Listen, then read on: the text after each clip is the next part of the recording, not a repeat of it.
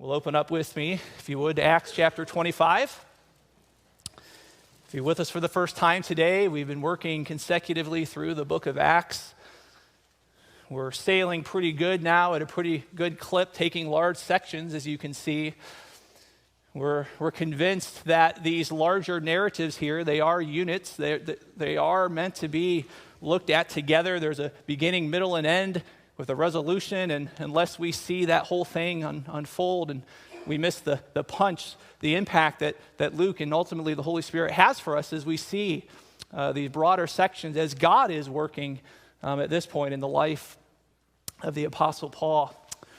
But as I came to Acts 25 this morning, or this week I should say, in my study, I came across a very compelling and interesting story in the commentary on the book of Acts by R. Kent Hughes.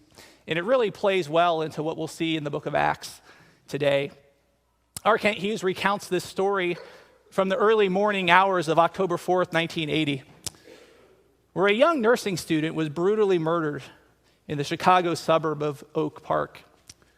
Steve Linscott, a student from Emmaus Bible College, told the police about a dream he'd had the night of the crime.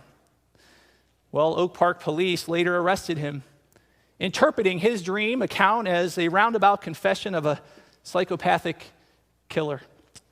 Later, a jury found Linscott guilty, and he was sentenced to 40 years in prison. There was just one problem, Hughes says. Linscott was innocent. And only after time in prison and numerous legal appeals, a process that lasted 12 years, was Linscott free and vindicated.